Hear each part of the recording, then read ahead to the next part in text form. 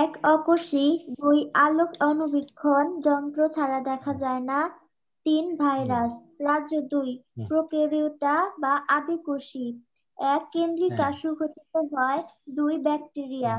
রাজ্য 3 ইউক্যারিওটা বা প্রকৃতকোষী, 1 কেন্দ্রিকা সুগঠিত, 2 শৈবাল ছত্রাক, প্রোটোজোয়া।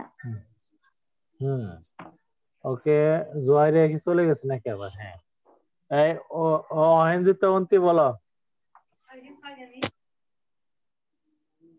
সাইমা কি আছো?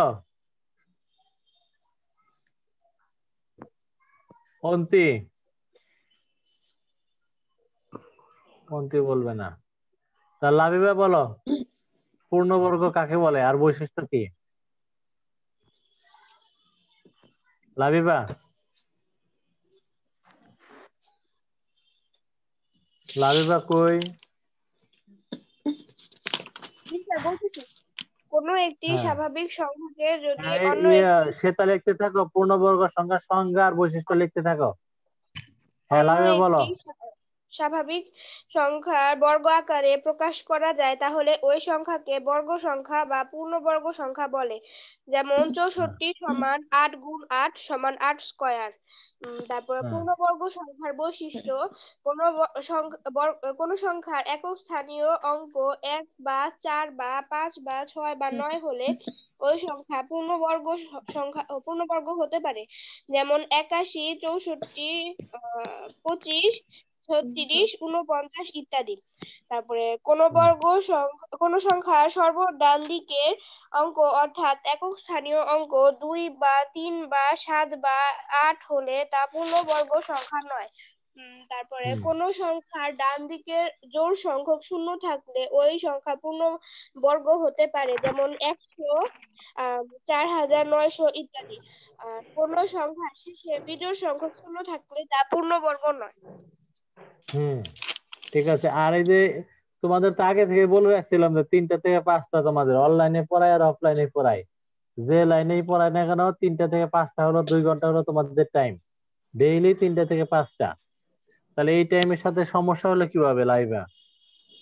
এই টাইমটা বা দিয়ে একটু অন্য টাইমে প্রাইভেট ঠিক করো, আচ্ছা, তো তাহলে সুবিধা হবে। আর আমরা এই অনলাইন সুবিধার কারণে তো দিনে 3বার পড়তে পারতেছি, 3বার 2বার।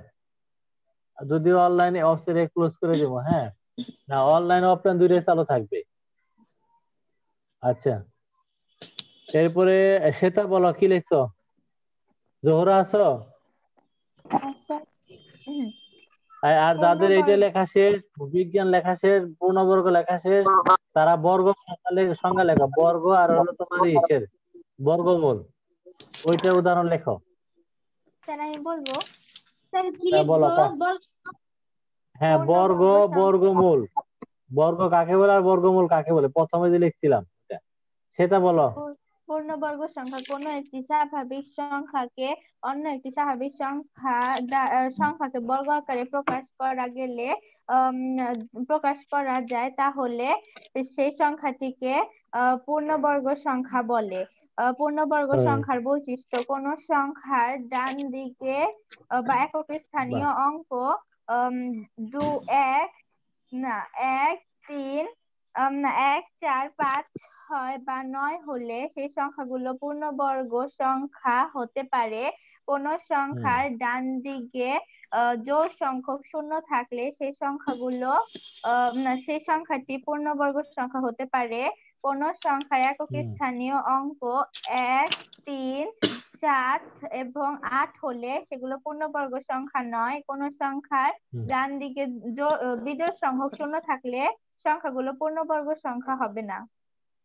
আচ্ছা, আর একটু শুনি। জহুরা, তুমি বলো বিজ্ঞানের রাজ্যগুলোর বৈশিষ্ট্য বলো। রাজ্য 1 একরুটা বা অকোষীয়। এসব অণুজীব এতটাই ছোট যে তা সাধারণ অণুবীক্ষণ যন্ত্রের নিচেও দেখা যায় না। এদের দেখতে ইলেকট্রন অণুবীক্ষণ যন্ত্রের প্রয়োজন হয়, যেমন ভাইরাস, প্রোক্যারিওটা বা আদিকোষী। যেসব অণুজীবের কোষ সুগঠিত নয়, তারাই এই রাজ্যের সদস্য। সুগঠিত কেন্দ্রিকা না থাকায় এদের কোষকে আদিকোষ বলা হয়, যথা ব্যাকটেরিয়া। রাজ্য 3 ইউক্যারিওটা বা প্রকৃতকোষী।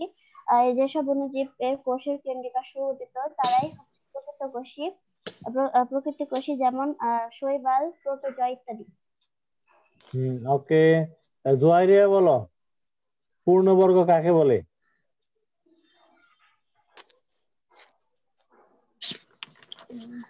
কোন একটি স্বাভাবিক সংখ্যাকে যদি অন্য একটি স্বাভাবিক সংখ্যার বর্গ আকারে প্রকাশ করা যায় তাহলে ওই সংখ্যাকে বর্গ সংখ্যা বা পূর্ণবর্গ সংখ্যা বলে। বৈশিষ্ট্য বৈশিষ্ট্য এর কাছ থেকে শুনি।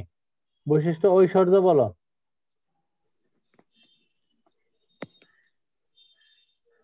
ঐশ্বর্য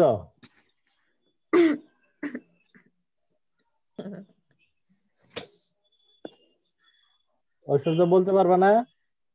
পারবা তো? স্বাভাবিক সংখ্যা n কে যদি অন্য একটি স্বাভাবিক সংখ্যা n এর বর্গ যেমন n স্কয়ার আকারে প্রকাশ করা যায় তবে m কে বর্গ সংখ্যা এবং m সংখ্যাগুলোকে পূর্ণ বর্গ সংখ্যা বলে। অর্থাৎ m সমান n গুণন n সমান n স্কয়ার, আর এখানে m হচ্ছে পূর্ণ বর্গ সংখ্যা। ওকে, এই তোমরা যে গণিতের যে শীট দিছি গতকাল, এটা ফরওয়ার্ড করো তো। গতকালের যে গণিত বিজ্ঞানের শীটটা, ওইটা কেউ একটু গ্রুপে ফরওয়ার্ড করো, ওইটা আমরা পড়বো। দেখো, গত ক্লাস নিয়ে কারো কোনো প্রশ্ন আছে? না স্যার। আচ্ছা, সাইমার কোনো প্রশ্ন আছে? সাইমা,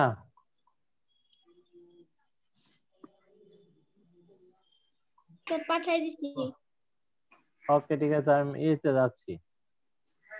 দেখো, আজকে আমরা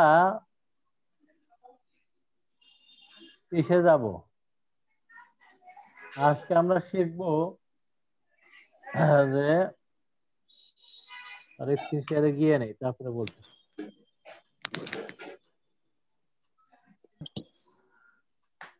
দেখো,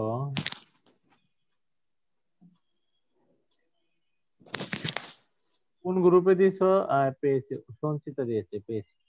আজকেরটা না তো, গতকালের যে অঙ্ক আছে আমি, এই যেটা। আচ্ছা আমি দেখতেছি, দাঁড়াও, পিছনে যাচ্ছি। ওকে, পেয়েছি।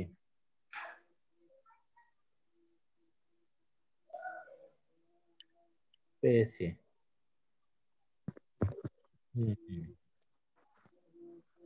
দেখো, এটা আমার খাতায়, তোমরা এইটা একটু লেখো তো, ওই যে বর্গ সংখ্যা আর বর্গমূলের সংখ্যাটা লিখেছিলাম না, ওইটা একটু লেখো।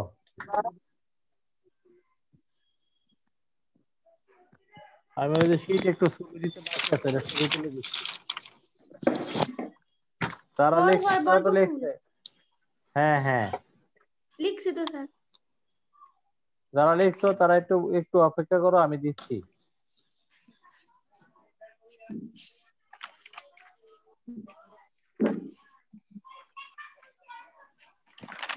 আমি ছবি দিচ্ছি, দাঁড়াও,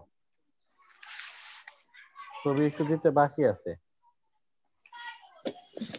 ও, আমি কি করতেছি এটাও আসবে না।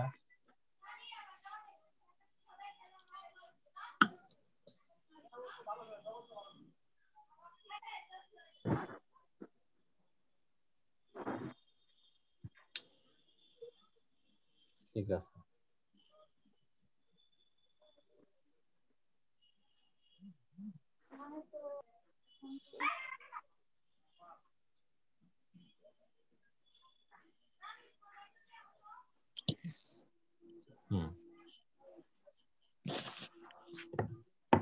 লিখেছো? লাবিবা লিখছো?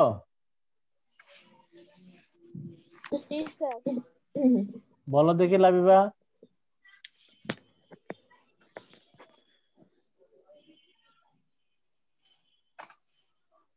কি লিখছো লাবিবা, একটু পড়ো। লাবিবা না পেলে অদ্রি পড়ো।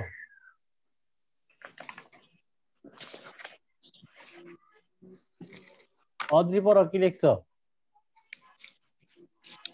ক কোনো সংখ্যাকে সেই সংখ্যা দ্বারা গুণ করলে যে গুণফল পাওয়া যায় তাকে ওই সংখ্যার বর্গ বলে এবং সংখ্যাটিকে গুণফলের বর্গমূল বলে। বর্গমূল বলে। ঠিক আছে, আজকে দেখো আমরা এইখানে একটা কিছু লিখছি, এটা কি লিখছি তোমরা তুললে বুঝতে পারবা। আগে তোমরা এটুকু তুলো, 1 বর্গ সমান 1 স্কয়ার সমান 1।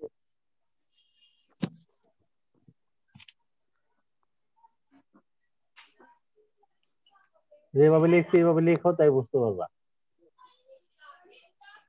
আমি একটু অফ করে দিই। এই লাল দাগের ভিতরে একটু উঠাও।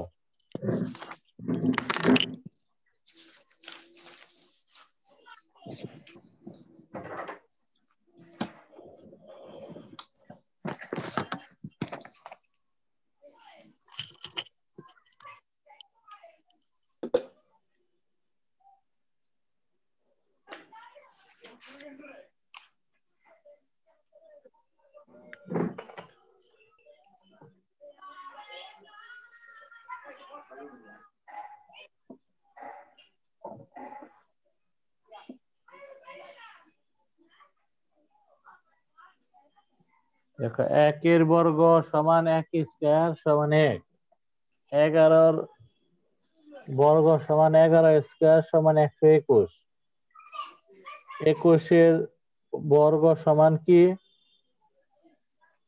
21 স্কয়ার সমান কত? 441।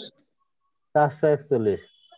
9 বর্গ 9 স্কয়ার সমান 81, 19 বর্গ 19 স্কয়ার সমান 361। 361। যেটুকু লেখা আছে এটুকুই লেখো, 19 বর্গ পর্যন্ত লেখো, আর বেশি লিখতে হবে না।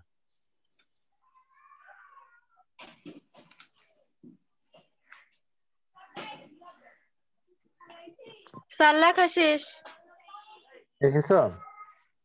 হ্যাঁ স্যার। তাহলে দেখো, খেয়াল করো, দেখো আমরা 1 বর্গ নির্ণয় করছি, কত পাইছি? 1, তাই না? 11 বর্গ নিছি, বর্গ নির্ণয় করছি, শেষে কত পাইছি? 1। 21 বর্গ নির্ণয় করছি, শেষে কত পাইছি? 1। 1। এভাবে যে 31 আমরা বর্গ নির্ণয় করি, তাও যে সংখ্যাটা হবে সেই সংখ্যাটার শেষে কত থাকবে? 1 থাকবে। 1। আবার দেখো 9 বর্গ নির্ণয় করছি, শেষে 9 বর্গ 81, শেষের অঙ্কটা কত? 1। 19 বর্গ নির্ণয় করছি, শেষের অঙ্ক বা একক স্থানীয় অঙ্ক সমান কত? 1। একইভাবে যদি আমরা 29 এবং 39 বর্গ নির্ণয় করি, তাহলে যে সংখ্যাটা পাবো সেই সংখ্যাটারও একক স্থানীয় অঙ্ক হবে কত? 1। তার মানে আমরা এখান থেকে এটা সিদ্ধান্ত আসতে পারি না, যে সমস্ত সংখ্যার শেষে 1 আছে, 1 বা 9 আছে, তাদের যে বর্গ সংখ্যা হবে সেটা শেষের অঙ্ক কত হবে? 1 হবে। বুঝতে পারছো? তাহলে তোমার সংখ্যাটা লেখো, অর্থাৎ কোন সংখ্যার একক স্থানীয় অঙ্ক 1 বা 9 হলে ওই সংখ্যাটির বর্গ সংখ্যার একক স্থানীয় অঙ্ক হবে 1। আবার একটু বলেন। এই যে উপরে 2টা লাইন, এই যে 2টা লাইন লেখো। কোন সংখ্যার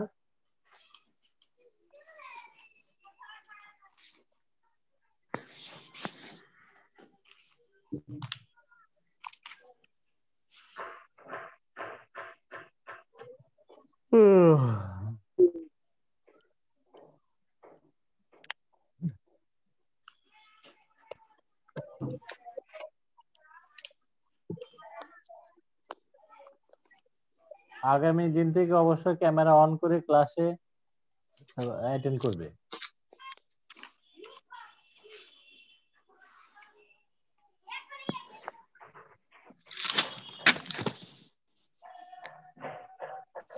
স্যার লিখছি। লেখা শেষ। স্যার লেখা শেষ। হ্যাঁ, তার মানে কি এটা জোহরা বলো তো, ওই বাংলা লাইন 2টা পড়ো।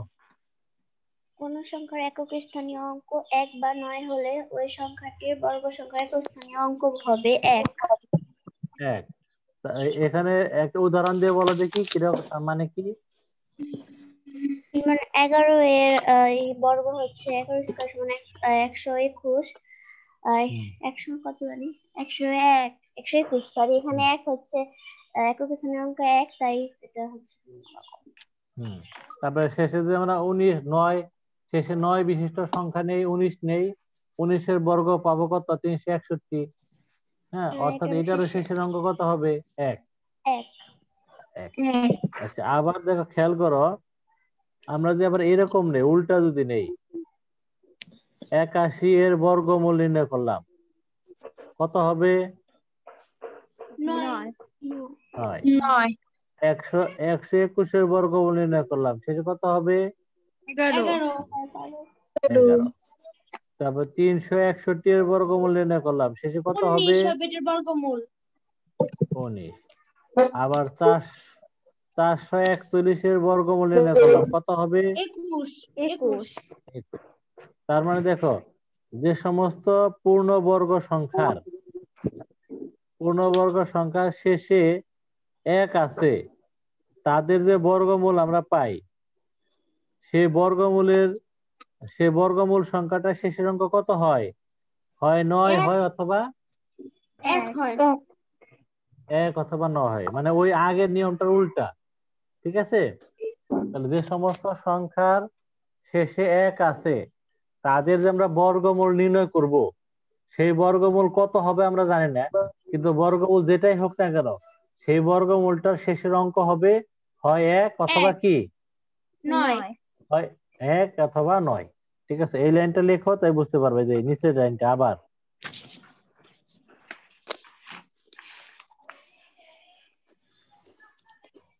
কোন বর্গ সংখ্যার একক স্থানীয় অঙ্ক 1 হলে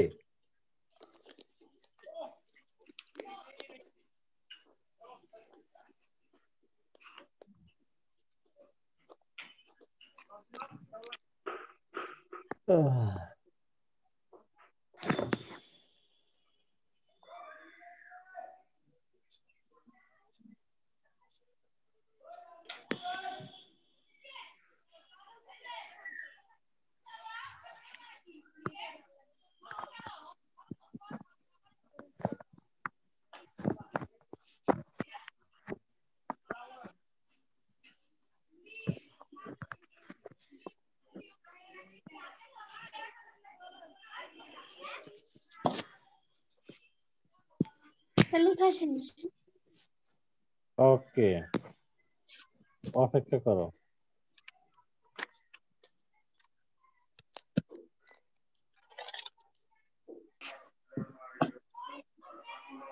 স্যার লেখা শেষ। হ্যাঁ, যেমন ধরো এখানে আমি দুইটা সংখ্যা লিখছি, একটা হলো 3721 আর একটা হলো 3481। এই দুইটা সংখ্যার আমরা বর্গমূল নির্ণয় করব, কিন্তু বর্গমূল কত হবে সেটা আমরা জানি না। কিন্তু আমরা এটা নিশ্চিত করে বলতে পারি যে এদের বর্গমূল যেটা হবে, সেই সংখ্যাটার শেষে অবশ্যই 1 থাকবে অথবা 9 থাকবে। 9 থাকবে। কারণ এই সংখ্যাগুলোর শেষে কত আছে? যে 1 আছে। 1 আছে। তাহলে দেখো, ওই যে উপরের সংখ্যাটার বর্গমূল হলো তোমার 61, আর নিচের সংখ্যাটার বর্গমূল হলো তোমার 59। বুঝতে পারছো? হ্যাঁ। আচ্ছা, ঠিক আছে। কেউ না বুঝলে আমাকে প্রশ্ন করো। আচ্ছা, এরপরে তোমরা এই উদাহরণটা তোলো, এইটুকু তোলো আগে। এখানে তুলে কি সিদ্ধান্ত আসে সেটা আমাকে বলবা।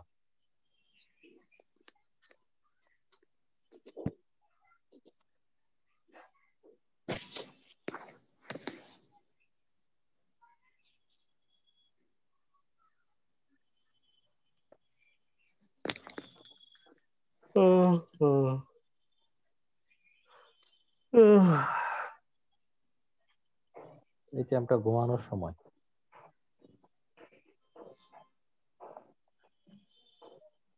এইখান থেকে কি সিদ্ধান্ত আসতে পারে? জোয়ারিয়া বলবা। জোয়ারিয়া কি ক্লাসে আছে?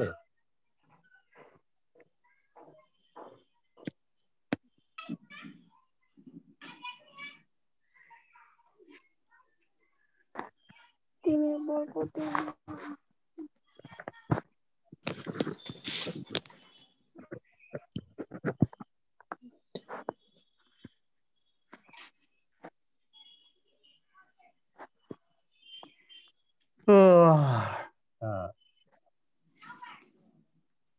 লেখা শেষ হলে বইলো আর জোয়ারিয়া বলে এটা মানে কি? এখান থেকে কি বুঝলাম আমরা এতগুলা সংখ্যার বর্গ নির্ণয় করে?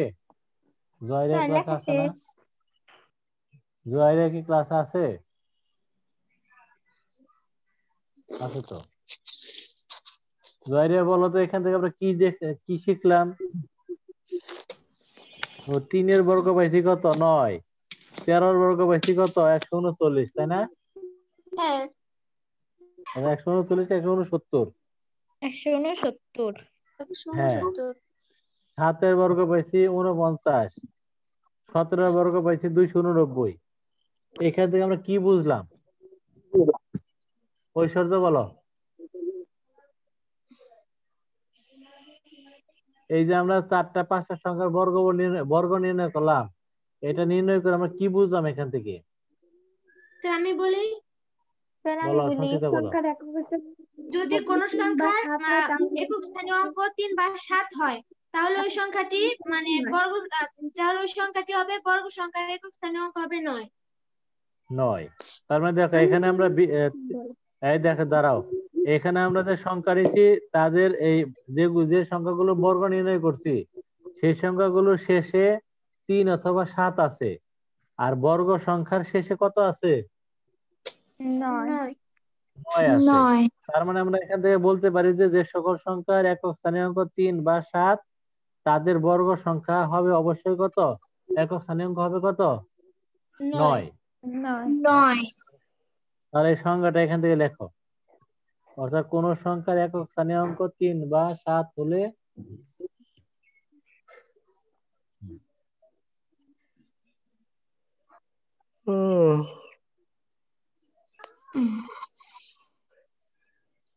তোমরা কিন্তু এটা মোবাইলটা অপব্যবহার না করলে ভালো মতো এখানে বুঝতে পারা যায়, কিন্তু তোমরা মোবাইল নিয়ে নাকি সেটিং করো, স্যার আমি তো চ্যাটিং সবাই করি না। নষ্ট করো।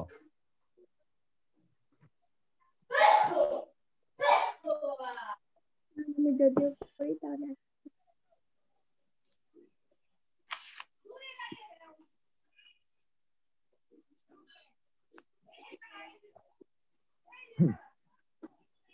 লেখছো? ঐশ্বর্য লেখছো? লেখা শেষ স্যার। জোহরও লেখা শেষ? ঠিক আছে। জয়রিয়া, জি স্যার। যার যার শেষ হাত তোলো।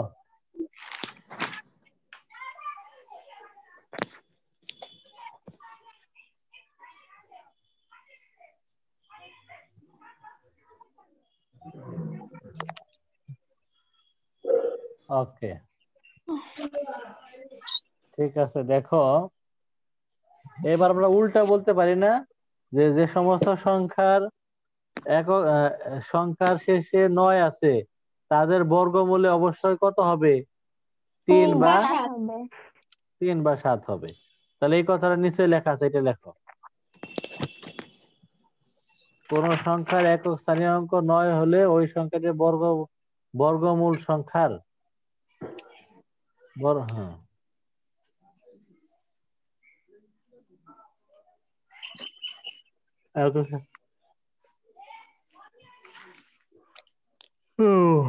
তিন বা 7।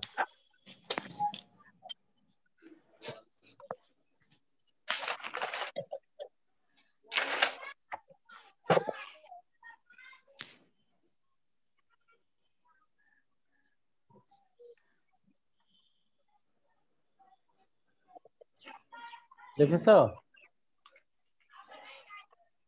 তাহলে আমরা দেখো স্যার লেখা শেষ। ওকে, আচ্ছা আরেকটা এটা শেষ করে নেই, তারপর আমরা বলতেছি। তারপরে এইটা লেখা, এই যে একইভাবে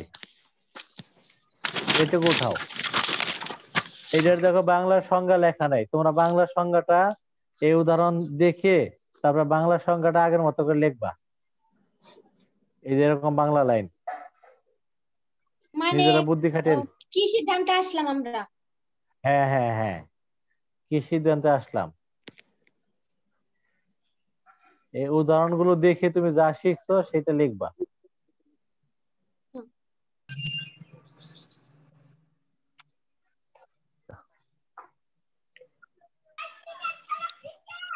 আপনাদের সাথে একটু পড়ো।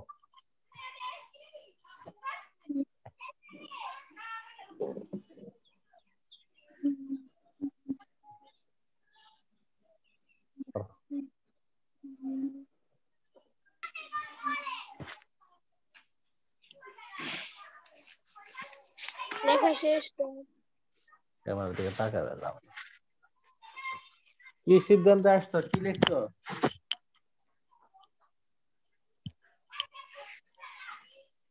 কার জানি শেষ, সে একটু বল, আমি শুনি। আমার লেখা শেষ। বলো লাইভে, বলো কি লিখছো?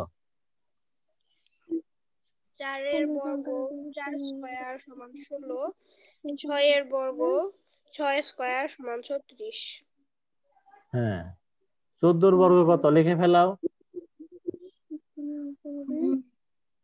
176 না 96? 196। 196। হ্যাঁ, তো লেখো 196। 16 বর্গ কত?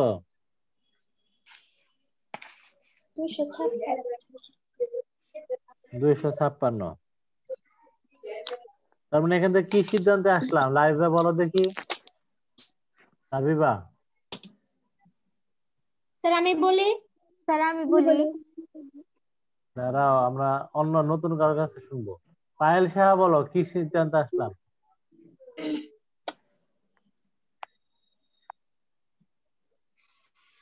পায়েল সাহা না বলো ঐশ্বর্য বলো।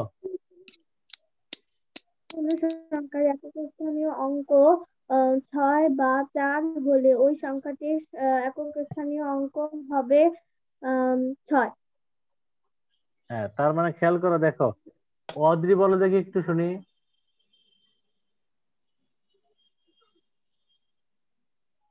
স্যার আমি বলি। কোন সংখ্যার অদ্রি। একক স্থানীয় অঙ্ক 4 বা 6 হলে ওই সংখ্যাটির বর্গ সংখ্যার একক স্থানীয় অঙ্ক হবে 6। 6। তার মানে দেখো খেয়াল করো। হ্যাঁ, সঞ্চিতা সঞ্চিতা বুঝতে পারছো, আমি বুঝছি। দেখো এখানে আমরা যে সংখ্যাগুলোর বর্গ নির্ণয় করছি সেগুলো শেষে আছে 4 বা 6, কিন্তু যে সংখ্যা তাদের যে বর্গ সংখ্যা নির্ণয় করলাম তাদের শেষে আছে কত? 6। 6। তার মানে দেখো যাদের বর্গ নির্ণয় করব তাদের শেষে যদি 4 বা 6 হয়, তো তাহলে তাদের বর্গ সংখ্যাটি শেষে অবশ্যই কত হবে? কত হবে? 4 বা 6। 4 বা 6।